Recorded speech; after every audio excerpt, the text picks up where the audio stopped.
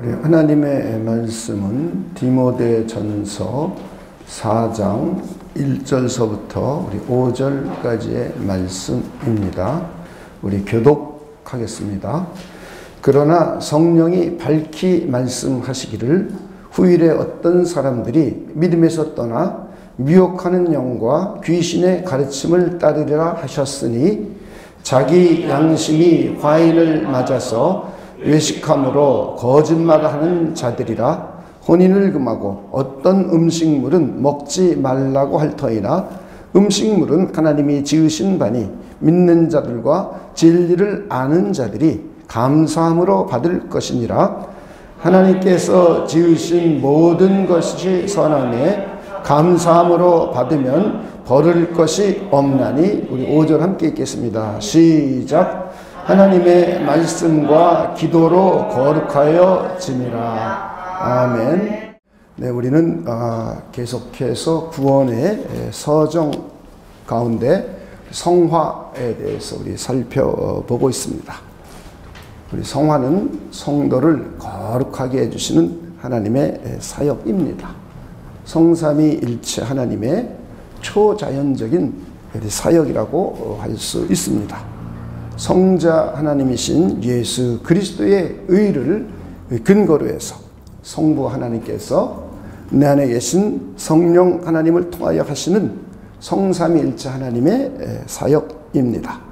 실제적으로는 내 안에 계신 성령께서 나에게 직접 역사해 가시는 사역입니다. 성화와 중생과 칭의 약간의 우리가 구별을 해볼 필요가 있습니다. 중생과 칭의는 하나님만이 하시는 하나님의 단독 사역입니다. 그런데 성화는 하나님의 능동적인 노력을, 우리의 능동적인 노력을 포함하는 하나님의 사역입니다. 하나님의 성령께서 우리에게 할 수 있는 동기를 주시고, 그러면 내가 노력하고 또 내가 협력해서 뜻을 이뤄가며 하나님의 성령께서 궁극적으로 우리를 성화의 과정으로 인도해 주시는 것입니다. 칭의와 중생은 우리의 노력이, 우리의 공로가 조금도 개입하지 않습니다. 칭의는 성부 하나님께서 그리스도의 의를 근거로 해서 하나님의 법정에서 의롭다고 선고하시는 하나님만의 단독 사역입니다. 중생은 영적으로 죽어있는 나에게 성령을 통하여 하나님의 신적인 생명을 주입해 주시는 성령님의 단독 사역입니다. 나의 노력이나 공로가 전혀 개입하지 않습니다. 그러나 성화는 내 안에 계신 성령께서 나에게 하나님의 뜻을 행하고자 하는 소원을 주십니다. 그리고 나는 그 소원을 가지고 열심히 노력하여 실행합니다.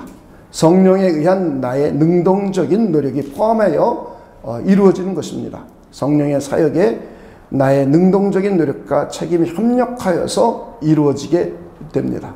즉 나의 능동적인 노력을 포함하여 행하시는 우리 성령님의 초자연적인 사역입니다.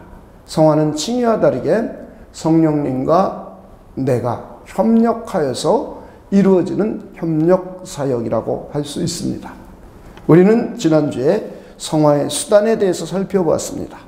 하나님께서 무엇을 수단으로 사용하셔서 성도의 성화를 이루어 가시는지 우리 생각해 보았습니다. 우리 5개의 단어로 우리 생각해 봤습니다.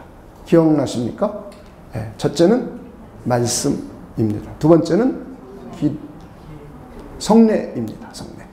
말씀이 눈에 보이게 나타난 것을 우리는 성례라고 해요. 성례. 세 번째는 기도입니다. 네 번째는 교제입니다. 다섯 번째는 섭리입니다. 하나님의 섭리. 이 5가지 방식을 하나님께서 방편으로 삼으셔서 우리를 거룩함으로 인도해 가십니다. 그리고 특별히 그 가운데 우리는 하나님의 말씀에 대해서 생각해 보았습니다. 내 안에 계신 성령께서 하나님의 진리의 말씀을 수단으로 사용하셔서 나를 거룩한 길로 인도해 주십니다. 우리 조금 더 자세히 살펴보겠습니다. 첫째는 내 안에 계신 성령께서 말씀을 통하여 하나님의 거룩한 뜻을 행하고자 하는 소원을 나에게 주십니다. 내가 말씀을 읽을 때 내 안에 계신 성령께서 내가 무엇을 믿는지 일깨워 주시고 내가 어떻게 하는 것이 하나님의 뜻인지를 알게 해 주십니다. 그리고 성령께서 나에게 그 뜻을 행하고자 하는 마음에 소원을 주시는 겁니다. 그러면 둘째, 나는 기도하며 성령의 능력을 힘입어서 나에게 소원을 주신 하나님의 거룩하신 뜻을 순종하여 실행합니다.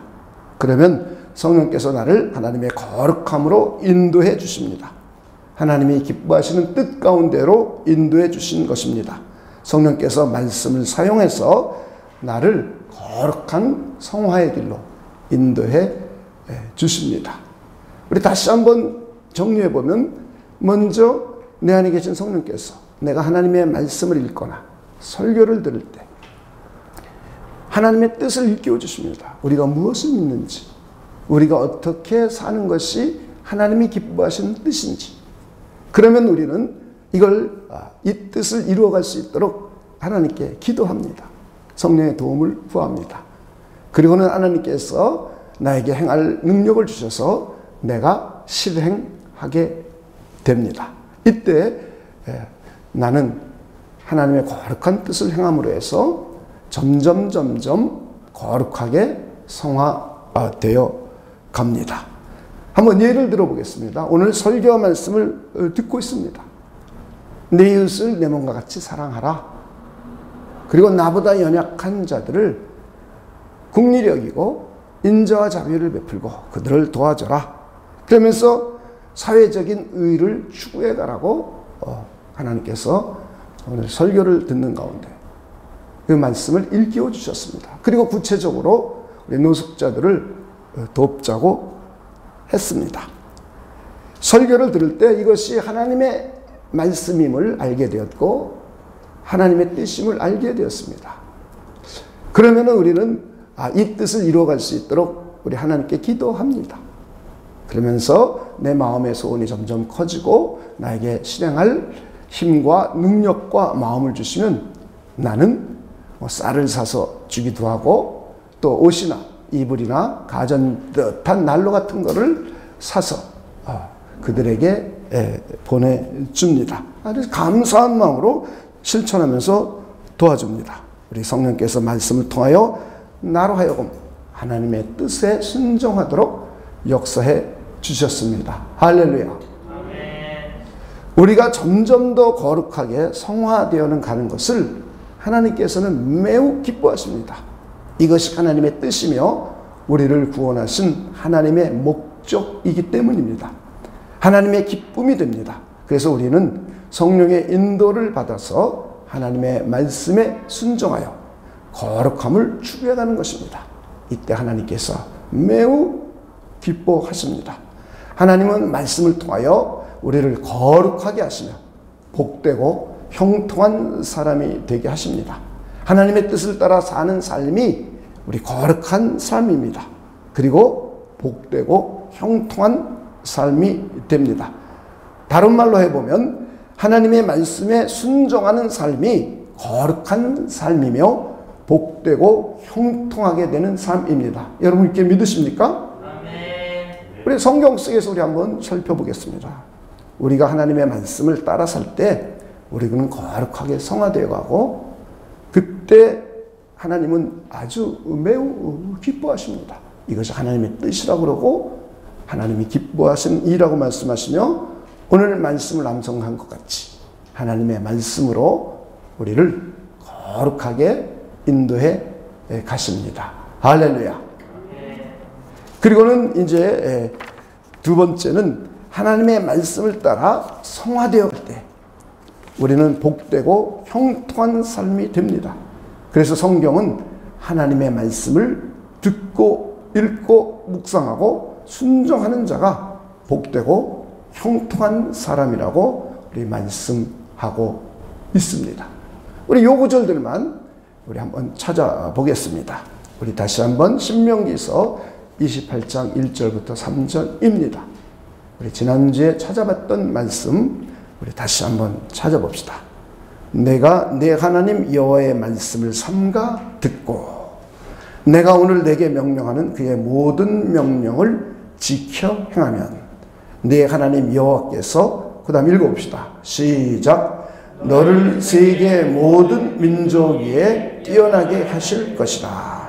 내가 내 하나님 여호와의 말씀을 청종하면 이 모든 복이 내게 임하며 내게 이르리니. 한번 3절 있습니다. 시작. 성읍에서도 복을 받고 들에서도 복을 받을 것이며.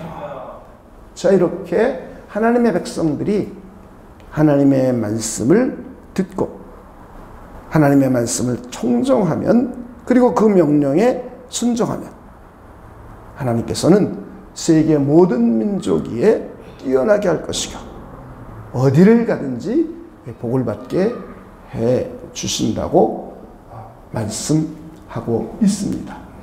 자, 우리 한번 여호수아서 1장 8절도 한번 보겠습니다. 이 율법책을 내 입에서 떠나지 말게 하며 주야로 그것을 묵상하며 그 안에 기록된 대로 다 지켜 행하라. 그리하면 그 다음 읽어봅시다. 시작. 내 길이 평탄하게 될 것이며 내가 형통하리라. 누가복음 11장 28절에서도 예수님께서 직접 하신 말씀입니다. 한 여자가 예수님을 뵌 태, 즉 마리아가 복된 자로다 라고 말하니까 예수님께서 아니다. 그보다 더 복된 자는 하나님의 말씀을 듣고 지키는 자가 복이 있다. 이렇게 말씀하시는 내용입니다. 27절에 그런 얘기가 나오고 28절입니다. 예수께서 이르시되 오히려 하나님의 말씀을 듣고 지키는 자가 복이 있느니라 하시니라. 할렐루야. 한 문장으로 요약하여 정리한다면 하나님의 뜻을 따라 사는 삶이 나를 거룩하게 합니다. 그리고는 나를 복되고 형통한 삶이 되게 합니다. 또 다른 말로 하면 하나님의 말씀에 순종하는 삶, 이것이 하나님의 뜻대로 사는 삶입니다. 이렇게 하나님의 말씀에 순종하는 삶이 나를 거룩하게 합니다. 그리고 나를 복되고 형통한 삶이 되게 합니다. 이것이 저와 여러분을 향하신 하나님의 뜻입니다. 하나님의 백성들이 이 땅에서 살아가면서 복된 삶, 형통한 삶, 거룩한 삶을 살기를 원하시는 게 하나님의 뜻입니다. 우리가 하나님의 뜻을 따라 잘 살아갈 때, 우리가 하나님의 말씀을 따라 잘 살아갈 때 우리는 거룩을 이루어갑니다. 점점 더 성화되어 갑니다. 그리고 그럴 때 하나님은 우리의 삶을 형통하게 해줍니다. 하는 일마다 술술술술 잘 풀려갈 수 있도록 해주십니다. 그리고 우리의 삶을 복되게 해주십니다. 이것이 하나님이 저와 여러분을 향하신 하나님의 뜻입니다. 이것을 여러분들이 잘 이해해 주시고 명심해 주시기를 바랍니다. 오늘 우리가 읽은 본문은 우리가 하나님의 말씀과 기도로 거룩해지게 됨을 우리 말씀하고 있습니다.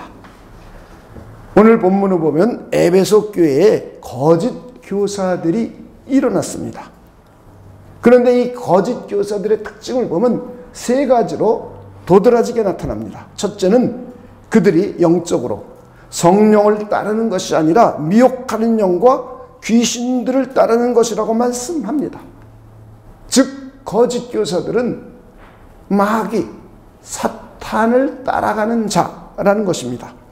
둘째, 거짓 교사들의 특징은 마귀의 특성을 따라서 거짓말로 성도들을 미혹하며 가르칩니다. 진리의 말씀이 아닌 거짓 것을 가르칩니다. 교회에서 성경적인 세계관이 아닌 세속적인 세계관을 가르칩니다. 교회에서 성경 말씀을 바르게 강론하고 가르쳐야 되는데 세속적인 방식과 세속적인 가치 체계를 따르게 가르칩니다. 그 결과 성도들이 하나님을 바르게 알지 못합니다.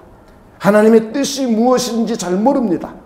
어떻게 사는 것이 거룩한 삶이며 하나님이 기뻐하시는 복되고 형통한 삶인지 잘 모릅니다. 하나님에 대해서 잘 모르게 됩니다. 그리고 무엇을 믿는지도 잘 모릅니다. 어떻게 사는 것이 하나님의 뜻인지 잘 모릅니다. 하나님의 사람으로서 선한 일을 할 마음과 능력도 갖추지 못하게 됩니다. 그러다 보니 하나님과 점점 멀어집니다. 그러다 보니 믿음에서 떠나게 됩니다. 잘못된 신앙관과 잘못된 교회관을 갖게 됩니다. 세속적인 세계관을 갖게 됩니다.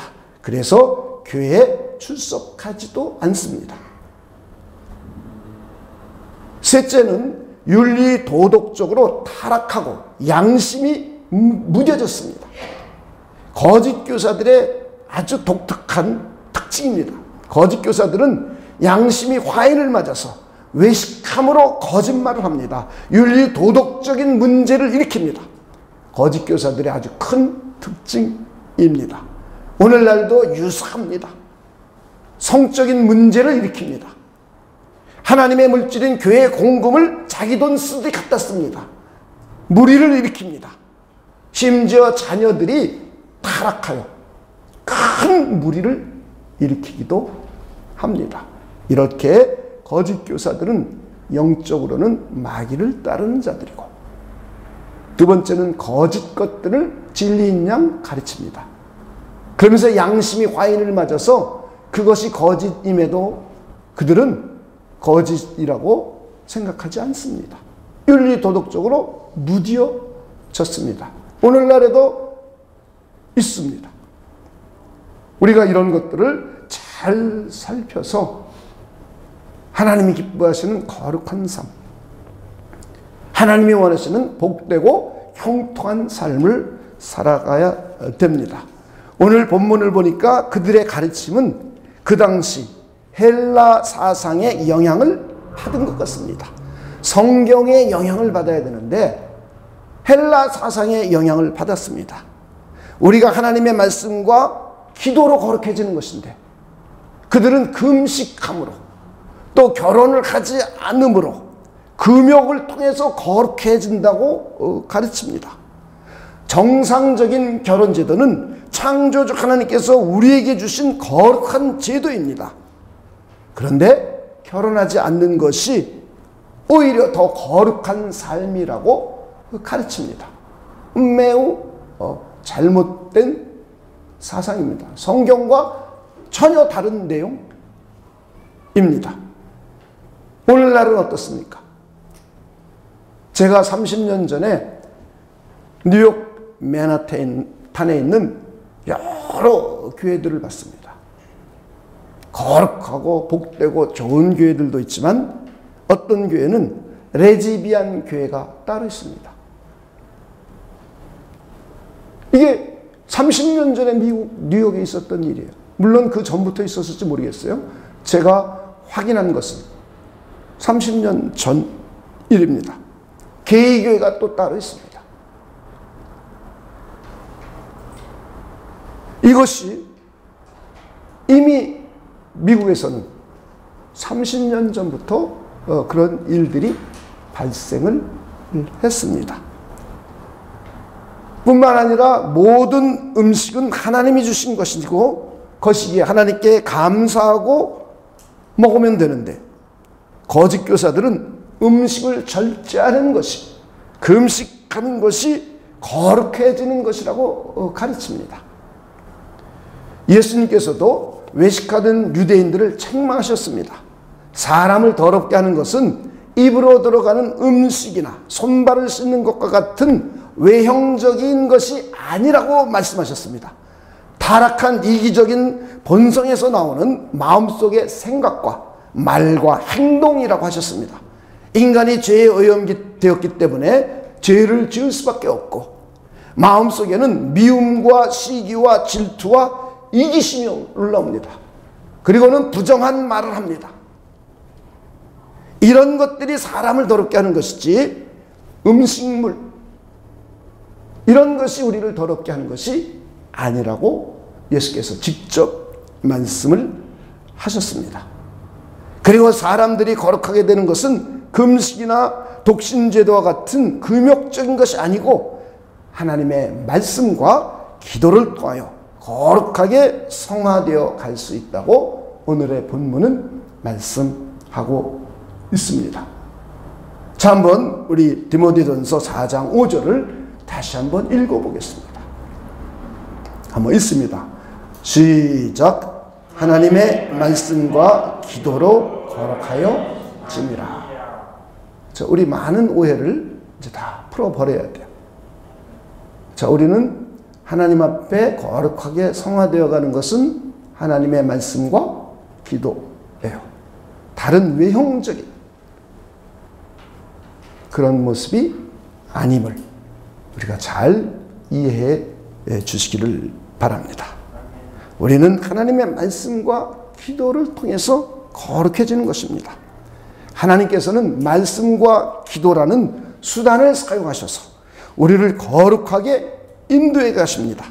성령께서 말씀과 기도를 수단으로 사용해서 우리에게 소원을 주십니다.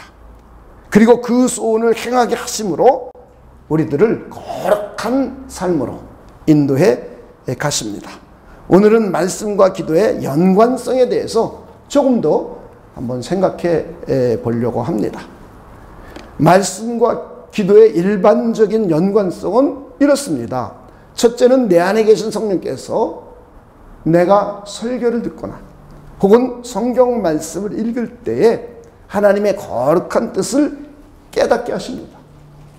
그리고 마음에 소원을 주십니다. 자, 여러분을 깨닫게 해주신 것은 여러분 안에 계신 성령께서 깨닫게 해주시는 거예요. 여러분 안에 계신 성령께서 우리에게 소원을 주시는 겁니다. 여러분 이렇게 믿으십니까? 그래서 여러분이 성경을 읽을 때 무작정 읽지 마세요. 성경을 암송할 때 습관적으로 하지 마세요. 하나님께 잠깐이라도 기도하고 내 안에 계신 성령님, 오늘 말씀을 읽을 때, 바이블 타임을 읽을 때, 할 때 성령께서 하나님의 뜻, 하나님에 관한 믿음, 하나님의 진리, 내가 어떻게 사는 것이 거룩한 삶으로 가는 것인지 성령께서 깨달을 수 있도록 역사해 주십시오. 라고 간단하지만 기도하고 읽어주시기를 바랍니다. 그럼 성령께서 우리에게 하나님이 누구이신지, 하나님이 나에게 향하신 뜻이 무엇인지를 일깨워 주시고 나에게 소원을 주십니다. 그러면 나는 내 안에 계신 성령의 능력을 의지해서 그 뜻에 순종할 수 있게 해달라고 두 번째는 우리가 기도하는 것이 아주 좋습니다. 기도합니다. 그러면 하나님께서 나에게 순종한 능력을 주시고 순종을 하게 해 주십니다. 이때 성령께서 나를 거룩한 하나님의 길로 인도해 주십니다. 자, 이런 원리를 모르고 신앙생활을 하기 때문에 사람들이 힘들게 사는 거예요.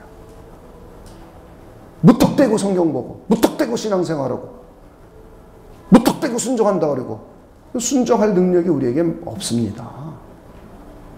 근데 그걸 인정 안 하려고 들어요. 하나님이 순종할 힘과 능력을 줘야 우리가 순종하죠.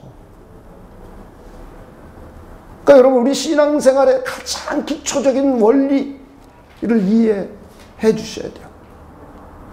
근데 이 가장 기본적인 원리를 이해하지 못하기 때문에 신앙이 매일 출렁거리는 거야. 매일 출렁거려. 이상한 신앙을 갖게 되고, 그러지 않기를 우리 주님의 이름으로 축원을 드립니다. 오늘 교회에 오는 길에 부부가 다툼을 일으켰습니다. 그런데 설교를 듣는 가운데 서로 먼저 화해하고, 서로라는 단어가 있어요. 성경에 보면 서로 화해하고, 그러니까 서로 먼저 화해하고 서로 먼저 존중하라는 말씀을 듣게 되었습니다. 이때 내 안에 계신 성령께서 나에게 서로 먼저 존중하는 것이 하나님의 뜻임을 일깨워 주십니다. 근데 이런데 무관심한 사람들, 성령을 통하여 하나님의 뜻을 알고자 하는데 관심이 없는 사람들은 그냥 무심코 지나치겠죠. 그러나 내 안에 계신 성령을 통하여 오늘 설교를 들을 때 내가 믿는 믿음이 무엇이며 하나님께서 나를 어떻게 살게 하시는지를, 어떻게 사는 것이 하나님이 기뻐하시는 것이고 어떻게 살 때 나를 형통하고 거룩한 길로 인도해 주시는지를 관심을 갖고 기도하며 듣는다면 우리 안에 계신 성령께서는 이 말씀을 깨닫게 해주십니다. 아, 이것이 하나님의 뜻이구나. 그러면서 내 마음에 소원을 주십니다.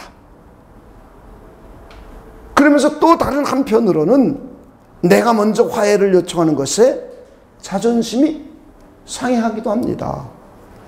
하나님의 거룩한 뜻임을 알지만 내가 먼저 화해하기 싫은 마음이 올라오기도 합니다. 이때 우리는 하나님께 기도하는 겁니다. 성령의 능력을 힘입어서 내가 먼저 화해하고 내가 먼저 존중할 수 있게 해달라고 하나님께 기도하는 겁니다. 내 자존심이 상하지만 하나님께서 기뻐하시는 거룩한 뜻이기 때문에 나는 자존심을 뒤로하고 화해를 요청할 수 있는 능력을 달라고 하나님께 기도합니다. 이때 하나님께서는 먼저 화해를 요청할 수 있도록 도와주십니다. 그러면 내가 화해를 먼저 요청하는 겁니다. 그리고 서로 먼저 존중함으로 성화를 이루어 갑니다. 할렐루야. 성화를 위한 말씀과 기도의 일반적인 관계입니다. 또 어떤 때는 성령의 능력을 힘입어서 나의 옛사람의 나쁜 성품을 죽이게 해달라고 기도합니다. 자, 나에게 아주 고질적인 옛사람의 성품이 나를 괴롭힙니다. 참지 못하고 화와 분을 아주 크게 자주 냅니다. 이것 때문에 내 자신이 괴롭습니다. 하나님께서 기뻐하지 않는 것임을 잘 알고 있습니다. 목사로서 덕이 되지 않습니다. 그런데 성령께서는 고칠 마음의 소원을 주셨습니다. 오늘부터 하나님께 매일 기도합니다. 하나님의 성령의 능력을 힘입어서 오래 참지 못하고 급한 성품을 죽여서 끊어내어버리게 해달라고 기도합니다. 화분을 죽이고 끊어내어버리게 해달라고 기도합니다. 성령의 능력을 힘입습니다. 그리고는 성령의 능력을 힘입어서 오래 참을 수 있는 능력을 달라고 하나님께 진심으로 기도합니다. 성령의 능력을 통하여 부드럽고 온유한 마음을 달라고 하나님께 전심으로 기도합니다. 그런데 이게 웬일입니까?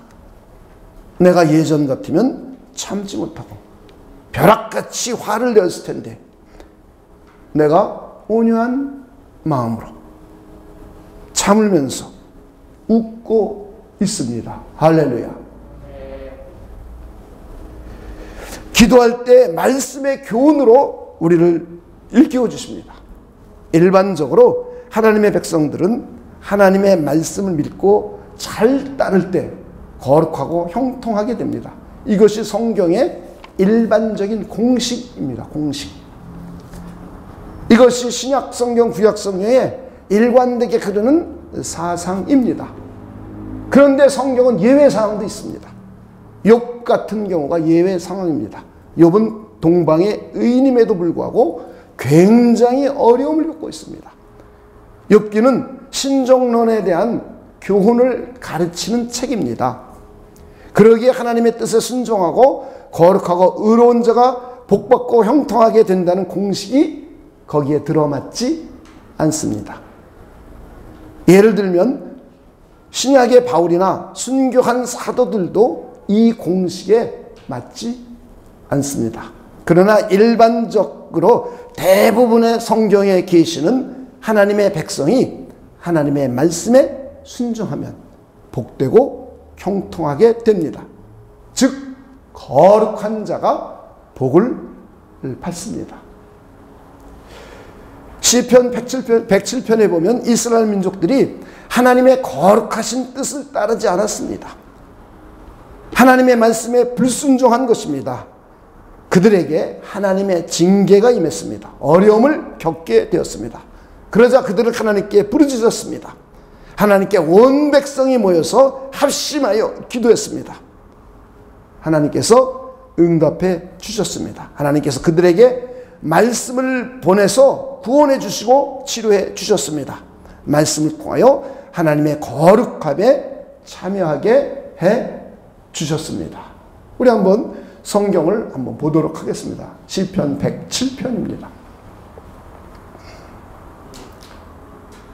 사람이 흑암과 사망의 그늘에 앉으며 곤고한 쇠사슬에 매임은, 아주 굉장히 고통스러움이죠. 지금 그 묘사한 것을 보면. 그 다음에 읽어봅시다. 11절 읽습니다. 시작. 하나님의 말씀을 거역하며 지존자의 뜻을 멸시함이라. 그러므로 그가 고통을 주어 그들의 마음을 겸손하게 하셨으니 그들이 엎드려져도 돕는 자가 없었더라. 이에 그들이 환난 중에 여호와께 부르짖으며 그들의 고통에서 구원하시되 흑암과 사망의 그늘에서 인도하여 내시고 그들의 얼커맨 줄을 끊으셨도다. 여호와의 인자하심과 인생에게 행하신 기적으로 말미암아 그를 찬송할지로다. 그가 논문을 깨뜨리며 셋빗장을 꺾으셨음이로다. 그 다음 17절 한번 읽어봅시다. 시작. 미련한 자들은 그들의 죄악의 길을 따르고 그들의 악을 범하기 때문에 고난을 받아. 그들은 그들의 모든 음식물을 싫어하게 되어 사망의 문에 이르렀더라. 이에 그들이 고통 때문에 여호와께 부르짖으매. 자, 우리 두 가지 다 하나님의 거룩한 길을 따르지 않고 하나님의 말씀을 따르지 않았어요. 하나님의 백성들이 죄악된 길을 들어섰어요. 그랬더니 하나님께서는 그들을 징계하십니다. 우리는 구약 성경에 심판, 저주 이런 말들이 많이 나와요. 근데 우리는 정리를 해야 돼요. 우리 믿는 사람들은 정리를 해서 우리가 받는 고난은 심판이나 형벌로 우리 정의를 내리면 안 돼요.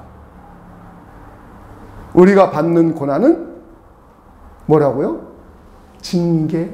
징계. 하나님의 징계. 용어가 여럿이 있어요. 성경을 보면. 심판, 저주, 하여간 무시무시한 내용이 많이 나옵니다. 그렇죠?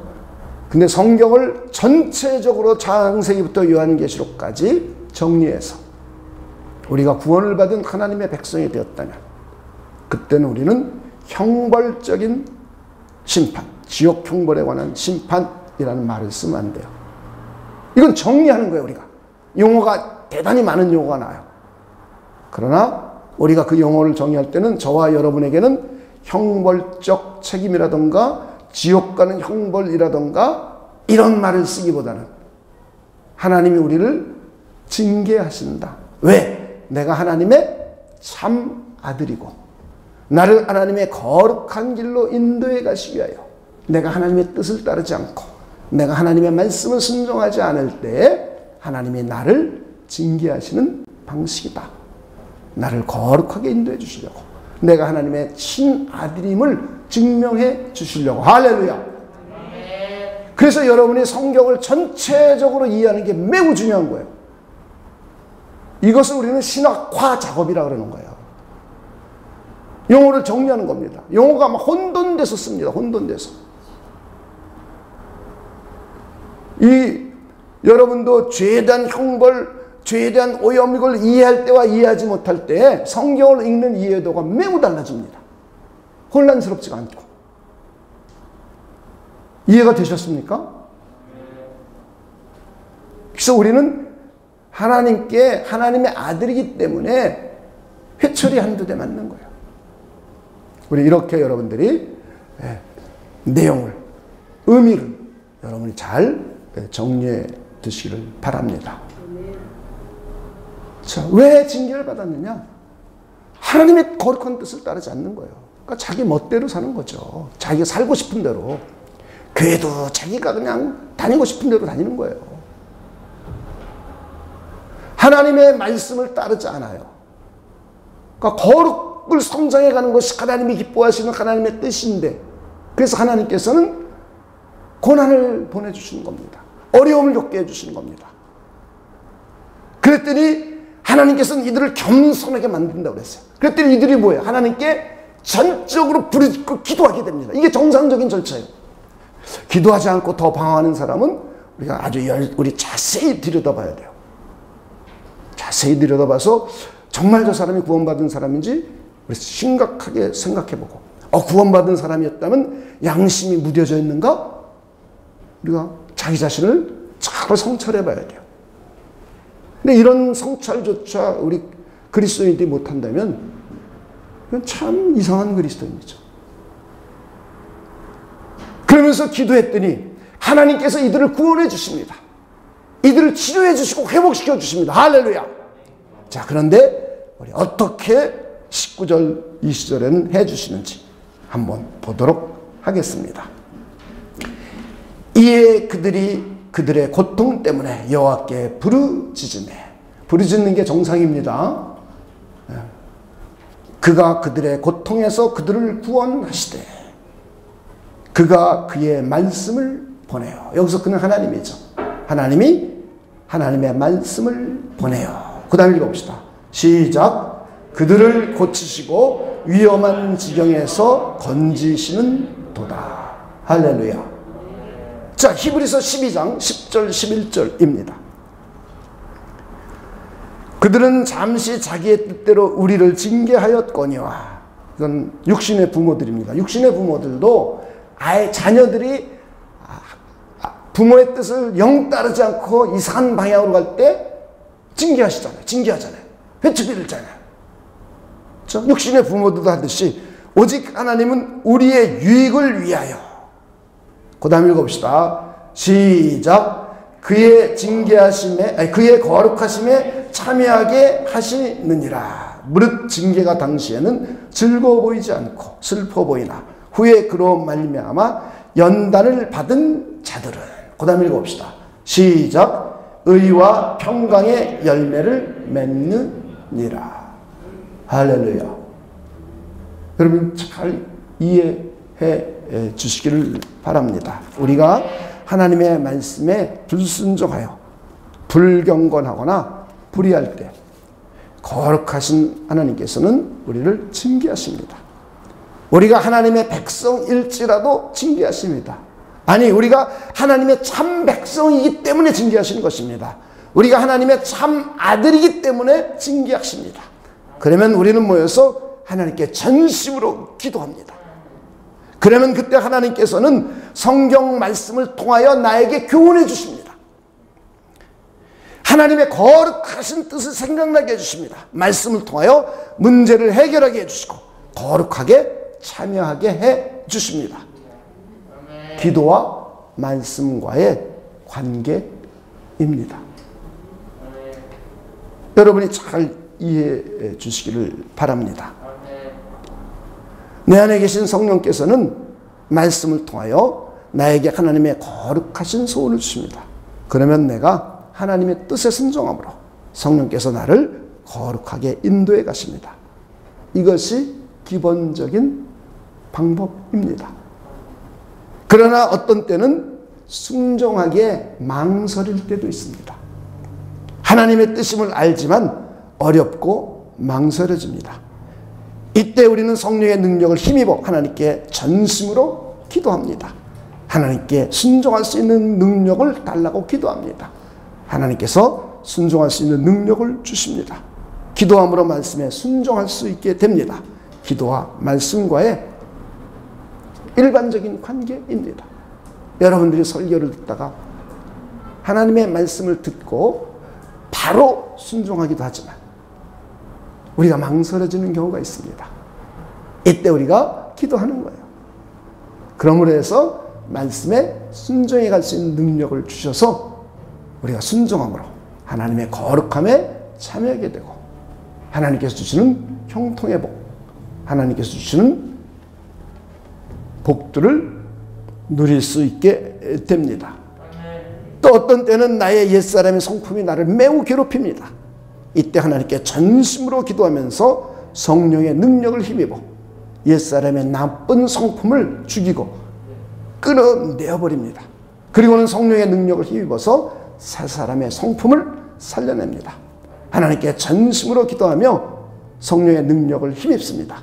옛사람의 소욕과 육신의 소욕은 죽여서 없애버립니다. 끊어서 내어버립니다. 그리고 성령께서 주신 새 사람의 소욕, 성령의 소욕을 우리 살려냅니다. 우리는 성경의 옛사람의 소욕과 성령의 소욕을 명료하게 우리에게 계시해 주고 있습니다. 그래서 우리가 알 수 있는 것입니다. 또 하나님의 뜻을 따르지 않아 징계를 받게 되기도 합니다.